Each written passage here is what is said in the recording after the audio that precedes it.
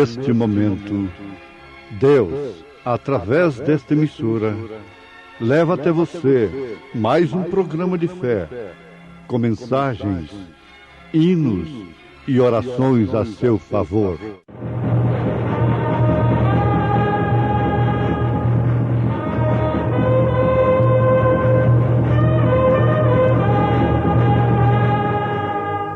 Fé para vencer.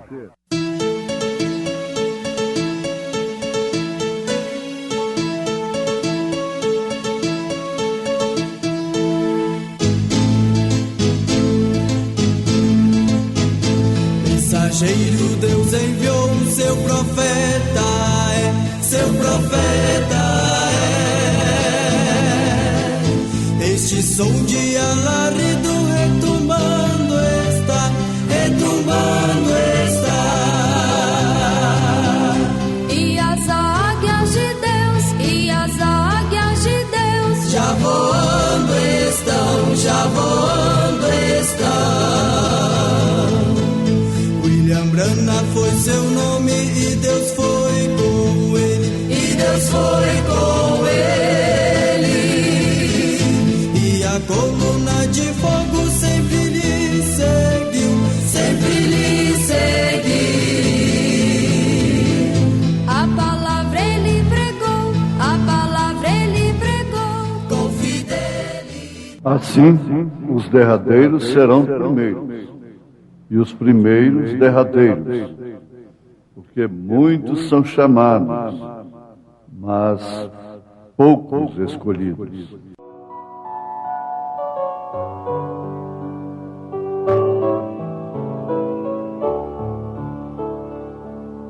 O irmão vem cantar, tire a tristeza do teu coração. Tudo aqui vai ficar, porque tanta aflição. Vem comigo cantar, enquanto o dia vai amanhecer. Deixa tudo com Deus, que teu problema ele vai resolver. Deus contempla a tua vida, o que sentes em teu coração.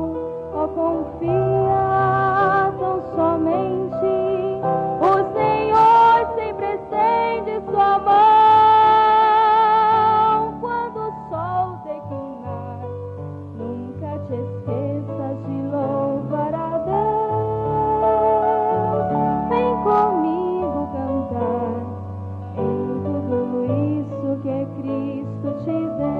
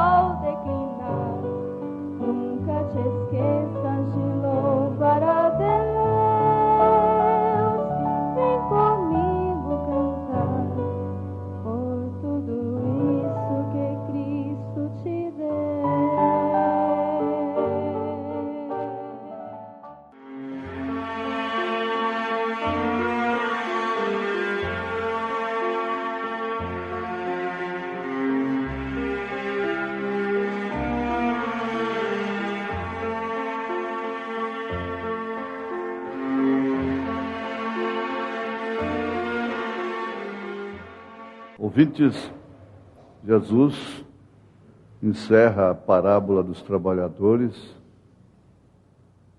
e das diversas horas do trabalho com esta frase: os derradeiros serão primeiros e os primeiros derradeiros. Isso está em São Mateus capítulo 20, a partir do verso 1. O que chamamos de os mensageiros da hora undécima. Aqueles que não sabem, devem saber. Pouco se fala, ou não se fala coisa alguma, e quando alguém fala, é sem nenhuma revelação, é sobre uma tonteria, apenas sobre o 7º anjo de Apocalipse, capítulo 10, verso 7. Está escrito que ele viria revelar os segredos de Deus. Mas revelar os segredos de Deus para quem? A pessoa que revela os seus segredos a quaisquer pessoas,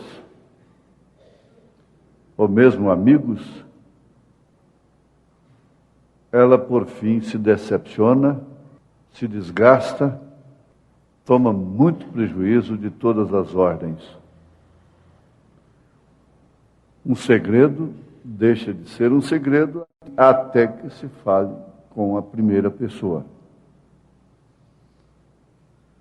Jesus Cristo orou ao Pai, dizendo: graças te dou, Pai, Senhor dos céus e da terra, porque escondestes estas coisas aos sábios, aos entendidos, porém as revelastes aos pequeninos. Jesus Cristo foi um segredo manifesto. Ele estava se identificando constantemente, se declarando constantemente, começando pelo seu nascimento, e conforme isso sempre nos alegra, ele não ficou oculto para Simeão, para Ana, a cega, mas para os fariseus, para os sumos sacerdotes, ele ficou oculto. Mas ele se identificou, ele disse: antes que Abraão existisse, eu sou. Ele deu a resposta que Deus, Jeová, deu para Moisés: eu sou. Ele disse: antes que Abraão existisse, eu sou. Agora, pensemos nisto. Deus é soberano e Ele propôs desta forma, na sua soberania, na sua deidade, se manifestar sempre em simplicidade. E a maneira que Deus encontrou de se esconder dos sábios entendidos foi justamente se manifestando em simplicidade. Se você ler o 1º capítulo, como também o 2º capítulo da primeira carta de São Paulo aos Coríntios, você compreenderá que é louca a sabedoria do mundo. A sabedoria natural é uma loucura. Isto porque ela se torna um véu que não permite os sábios, entre aspas, poderem ver o que Deus está fazendo no presente. Mesmo aqueles que não são sábios vivem sob influência maligna, maléfica dos sábios.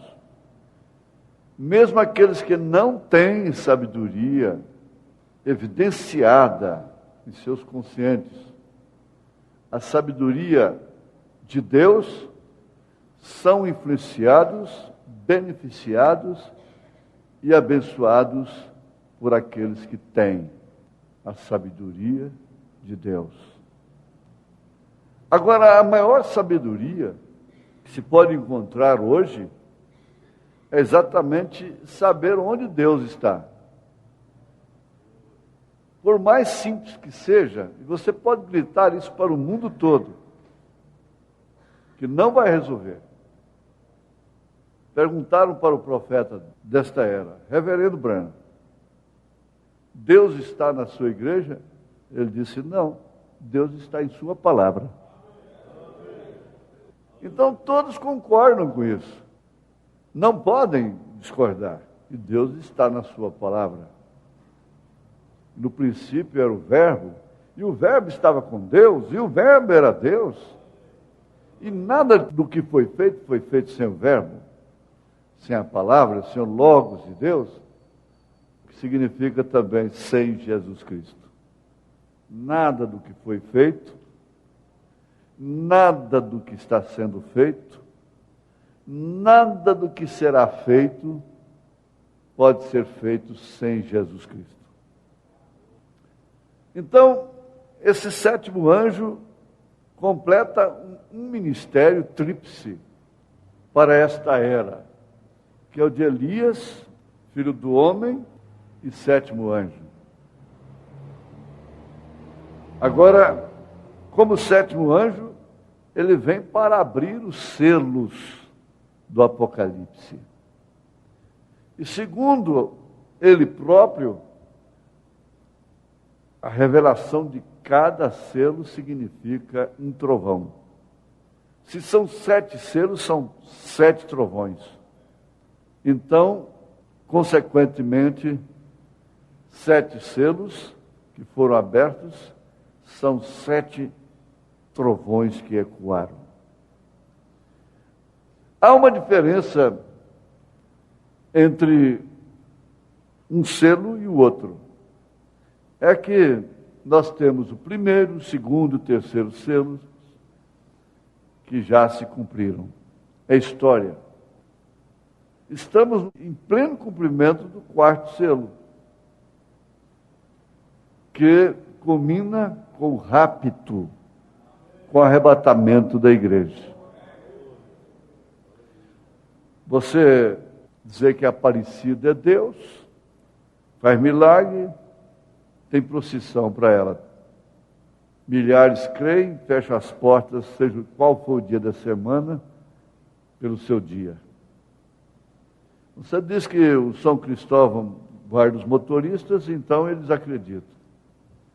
Você diz que o Santo Antônio arranja casamento, aí todo mundo faz voto para ele. E assim tantas outras coisas. Mas quando você diz o que é verdade, aí é difícil. Mas sempre há um povinho. Amém. Sempre há um povinho. Aquele povinho que Jesus disse assim, não temais, ó pequeno rebanho. Porque o Pai foi de agrado, Ele se agradou em dar-vos o reino, em dar-vos a revelação, o conhecimento, a luz. A essas alturas, temos até que ironizar como Elias ironizou. 7º anjo, 7 selos, 7 trovões. Isso é língua estranha. É língua estranha, de fato. Muito embora encontre-se várias e várias interpretações cheias de controvérsias. Então, a mensagem do 7º anjo é para abrir realmente os selos. O ministério do irmão Branham é composto de 3 etapas. A primeira etapa, todo mundo foi com ele, os pentecostais e todo mundo. Ele ganhou quase 1 milhão de membros para as Assembleias de Deus nos Estados Unidos, seu ministério. Os homens de negócio do Evangelho completo contavam com ele constantemente. Quando veio a sua segunda etapa, aquilo ficou mais forte ainda. Mas quando veio a terceira etapa do seu ministério, agora para vocês, eleitos de Deus, se foi terceira para ele, é terceira para a noiva também. Ela não pode ficar só com a primeira e a segunda. Se foi terceira para o sétimo anjo, é terceira para a noiva, porque ele não tem um ministério que não seja em função dessa noiva. É outra língua estranha que alguém está ouvindo, diz que noiva. Nunca ouviram falar em noiva em suas igrejas? Noiva do Senhor Jesus Cristo? Esposa do Cordeiro? Casamento nos ares? Bodas do Cordeiro? Lua de mel de 1000 anos? Nunca viu? Então você está ouvindo agora. Aleluia. Você tem que entrar já na terceira etapa também. Por quê? A terceira etapa é que realmente distinguiu o ministério do irmão Branham como sétimo anjo de Apocalipse, capítulo 10, verso 7. Foi a terceira etapa, que é caracterizada, evidenciada, revelada através da abertura dos 7 selos do Apocalipse. Aí então se inclui as 7 eras, que foi a base, e temos as 7 taças, as 7 trombetas, tudo isso, como ele disse, já pregado, já anunciado. Em 1 Tessalonicenses, capítulo 4, verso 16, 17, nós temos a voz do arcanjo, mas primeiro temos o alarido. Alarido, a voz do arcanjo e a trombeta de Deus. Pode-se ouvir o alarido sem ouvir a voz. Pode-se ouvir o alarido e a voz sem ouvir a trombeta. A trombeta sempre chamou para uma festa, para um jubileu. Agora, você que espera encontrar-se com Jesus no arrebatamento, nas bodas do Cordeiro, encontrá-lo nos ares, ele não pisará aqui.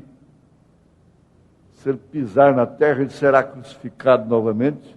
Desta feita pelos gentios, o que já fizeram, crucificando e rejeitando a palavra, eles crucificaram a Cristo novamente. Em nenhuma época que Deus se manifestou aos homens, os sistemas o reconheceram. Os sistemas o rejeitaram, o repudiaram. Isso tem que ser encarado como é. Mas agora, uma coisa muito importante dentro dessa parábola é que aqueles que foram chamados por último, na última era, na última hora, no anoitecer já, receberam o mesmo salário daqueles que foram chamados desde a primeira era. Isso deveria pôr toda a paixão debaixo dos pés, todos os sentimentos, todo amor por sistema humano. Conforme nós temos ouvido, aquela cisterna foi boa, não resta dúvida. Foi muito boa, mas até que chegasse a água da vida. Então, veja só como isto deve ser grande, importante, supremo na nossa vida. É o que eu posso ver, é o que eu falo. Eu não falo de mim mesmo, mas eu posso ver o que eu falo. Eu também me alegro, minha alma também rejubila. E como você se sente ofendido, às vezes, quando é disciplinado, corrigido, eu também sou, talvez em primeiro lugar. Não é qualquer ofício que está aprovado por Deus para tocar essa trombeta. Não. Não é qualquer ofício. Tem que ter sido chamado para isso. Ninguém pode tomar esta honra para si. É um sacerdócio especial. Ai daquele que se chocar com isto. Jamais eu gostaria de estar longe de ter um choque, um ministério deste calibre, desta natureza. Preferi estar longe da mensagem, não conhecer mensageiro, não conhecer nada neste mundo. Mas agora, veja a grandeza disto, que o Espírito adverte. Não há porquê andarmos cabisbaixos. Não há porquê. Porque a maior declaração que o sétimo anjo fez em relação a Satanás foi esta: Satanás, não estamos derrotados.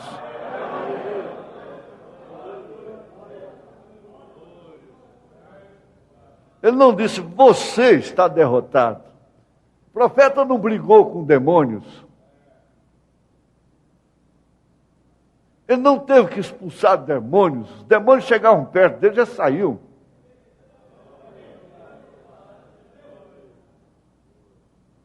Ele não teve que expulsar. Como ficam os exorcistas aí, tomando dinheiro do povo.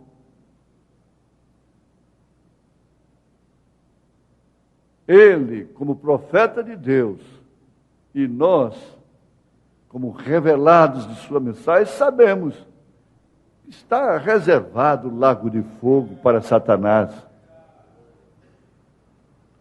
Veja aí Apocalipse capítulo 20. Ele tem o seu fim. Para começar, ele está com a sua espinha dorsal quebrada. O Calvário quebrou a sua espinha dorsal. E agora, resta aquela declaração de São Paulo. Em todas estas coisas, somos mais do que vencedores por aquele que nos amou. Quem é que vence? Quem é que vence? É aquele que pode ver. É o povo do sétimo anjo. É que é o vencedor.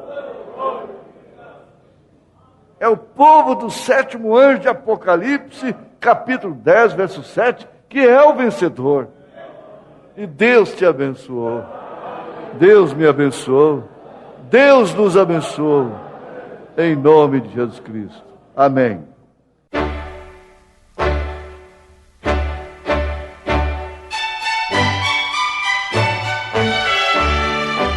Volte a nos ouvir amanhã novamente, neste mesmo horário, nesta emissora, se o Senhor nos permitir, com fé no Filho de Deus, a fé que vence o mundo.